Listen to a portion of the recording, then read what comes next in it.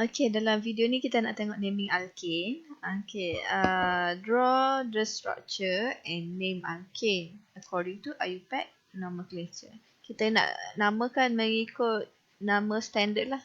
Kita ada juga common name.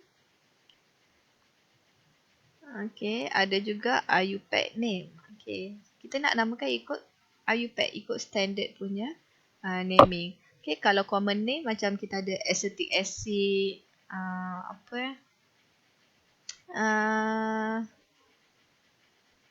formic acid, itu nama yang kita guna dalam sehari-hari, tapi tak mengikut standard IUPAC. Nanti satu tempat panggil JNAP, satu lagi panggil NAP. Padahal nama standard dia Zainab. Dia merujuk kepada orang yang sama je. Kita tak nak tersalah faham ni, so kita guna nama yang standard lah. Nama betul dia Zainab. Okay.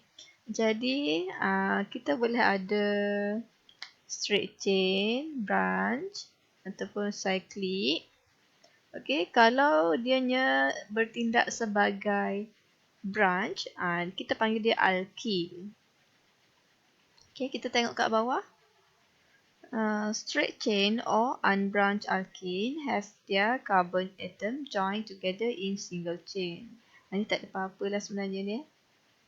Berakhir dengan ANE. Ini general formula dia. Dah tengok sebelum ni. Okay, yang ini kena hafal. Okay, ini number of carbon atom. Kalau satu, okay, molecular formula dia CH4 lah. Jadi namanya methane. Kalau 2 karbon, ethane 3 karbon, propane 4 karbon, butane. Okay, lepas tu ini pentane, hexane, macam nama apa? Macam polygon. Lebih kurang polygon kan? Heptagon, octagon, nonagon. Cuma belakang dia jadi ANE. Okay, cara nak namakan dia ni ada step-step dia. Okay, kalau untuk branch alkene ni, untuk mana-mana alkene lah, sama je lah. Branch ke unbranch ke, kita akan find the longest continuous chain. Kena cari yang paling panjang. Itu akan jadi parent name. Okay. So, kalau kita tengok dekat sini, paling panjang, kalau kita ke tepi je, 1, 2, 3.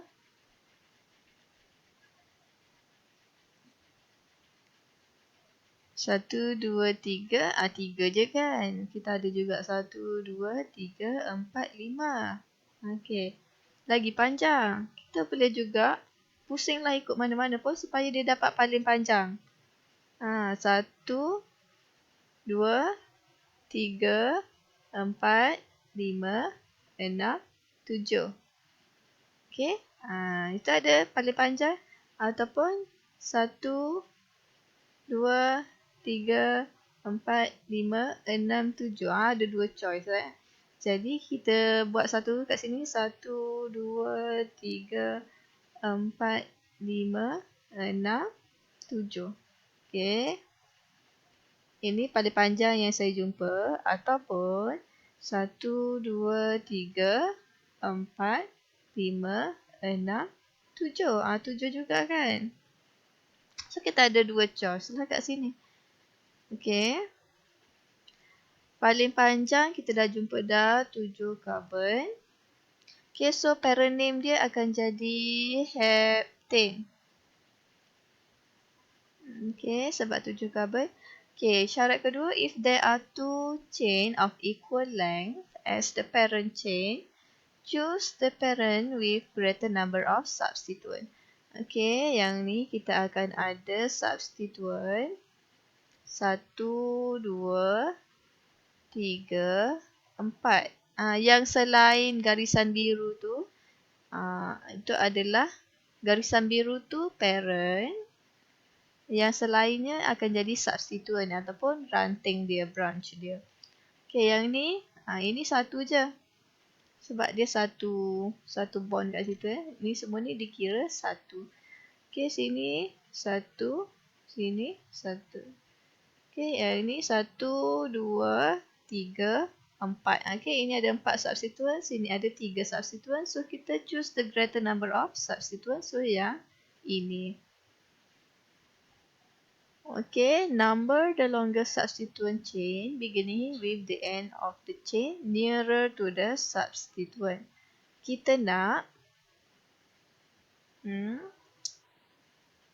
ini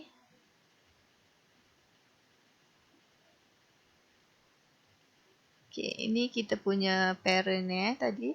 Ini substituent 1, 2, 3, 4. Okay, jadi kita nak nomborkan dia tu. Kita boleh nomborkan okay, sama ada 1, 2, 3, 4, 5, 6, 7. Ataupun satu lagi pilihan kita ialah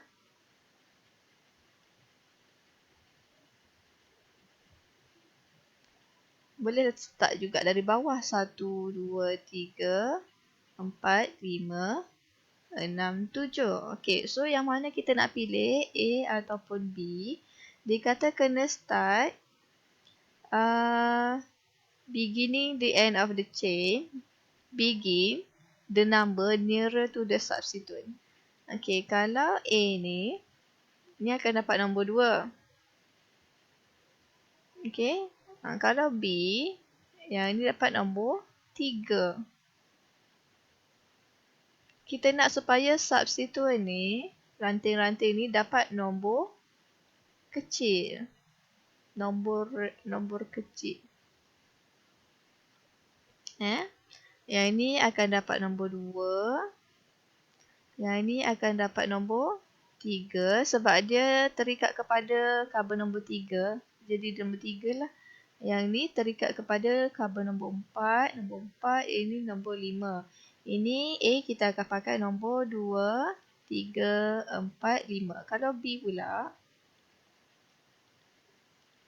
Okay, B ini nombor 3. Sini nombor 4. Ini nombor 5. Ini nombor 6. 3, 4, 5, 6. Nombor A ni lebih kecil. Kita nak start dia. Kita nak start. Kalau kita tengok paling depan pun, tak tengok semua nombor pun tak apa. Tengok paling depan je. Dia kata begin with the end of the chain nearer to the substituent. Hujung dia tu biar lebih dekat kepada substituent. Biar dia lebih dekat kepada substituent. Nombor 2 lah, lebih dekat. Jadi kita pilih yang ini. Okay, identify the name of the substituent. Okay, kalau satu je carbon sebagai substituent, metil. Kalau macam ni, etil. 3 carbon sebagai substituent, propil. Tapi ada juga 3 carbon yang branch. Maksudnya ini branch. Dalam branch ni, ada branch lagi. Isopropyl. Okay, lagi kalau 4 carbon straight, butil. Kalau yang ni, isobutil. Iso ni sebenarnya dia second last carbon ada ranting. Sekejap Okay, ini first last kan, nombor 1, ini nombor 2. Second last carbon ni, dia ada ranting. Okay, first last, ini second last. Second last carbon ini ada ranting. Sebab tu namanya iso. Okay, sek butil pula. Carbon ini adalah secondary carbon. Tak, ini sini ni akan ada carbon jugalah, tapi kita biarkan, kita abaikan. Kita kira yang dalam ranting sahaja. Kita kira yang dalam substituent sahaja. Okay, carbon ini ada carbon sebelah sini dan carbon dekat bawah. Dia bonded kepada 2 carbon lain. Dia secondary carbon, sek butil. Okay, third butil pula, carbon ini adalah tertiary.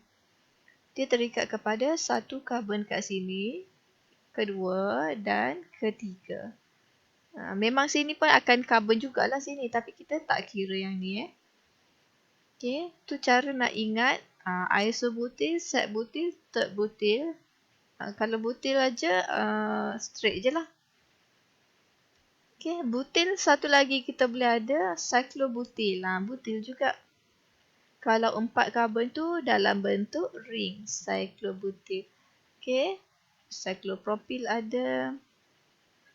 Kita ada juga ini benzin. Kalau dia bertindak sebagai substituent, kita namakan dia phenyl. Okay. Benzil pula bila ada tambahan satu karbon sebelum kepada benzin. Okay. Dan sini main chain dia kat sini lah. Parent name kita kat sini. Okay. Kalau bromin jadi substituent bromo, klorin, kloro, fluoro, iodo. Okay, lagi OH, hydroxy, NH2, amino, CN, cyano, NO2, nitro. Okay, ini kalau 5 karbon, boleh ada yang straight aja, pentil, isopentil lagi sekali. Ini first last, ini second last carbon. Dekat second last carbon ini ada metil. Okay, neopentil macam ni lah. First last, second last ada 2 pula metil. Okay, jadi kalau kita nak tulis tu, tengok the position and the name of substituent must be written in front. Nama substituent letak dekat depan parent chain. Sini nama parent chain, substituent letak kat depan. Specify the location, use hyphen to separate number and word. Kalau number dengan number, kita guna comma. Okay, kalau two or more substituent are present, kita boleh pakai word di, tri, tetra, sec, macam tu lah. Tapi bila kita nak susun tu, kita akan susun ikut abjad, alphabetically. Tapi di, tri, tetra, sec ni kita ignore. Okay. Tapi iso, neo, cyclo kita include. Okay. If two substituents are present on the same carbon atom, use the number twice. Comma are used to separate the number.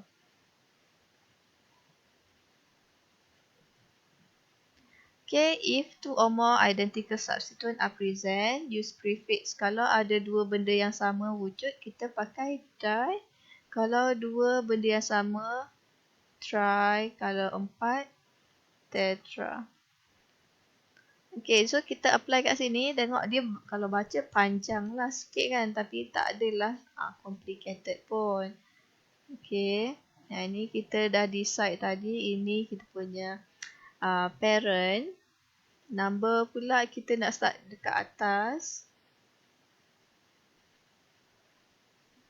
So itu menjadikan ini kita punya substituent, ini substituent, ini substituent dan ini juga substituent. Okey, jadi kita ada 3 substituent yang sama. Ini metil, metil, metil. Metil pada nombor 2, 4, 5. Guna comma untuk separate the numbers. Jadi ada 3 metil, so try metil. Okey. Ini pula etil sebab 2 karbon etil. Okey, kedudukannya pada karbon nombor 3. 3 etil. Okey, lepas tu parent name kita adalah heptane sebab dia 7 karbon. Okey, tapi nak tulis nama ni kena ikut alfabet Okay, try kita ignore. Kita ambil sini M. Sini E. Okay, so substituent first yang kita kena tulis E dululah. 3 etil. 2, 4, 5. Try metil. Heptane. Semuanya rapat saja, tak ada senggang-senggang. Yang ada hyphen adalah antara nombor dengan abjad. pakai hyphen. Nombor dengan nombor ada koma. Tapi yang lain semua kita rapatkan sekali.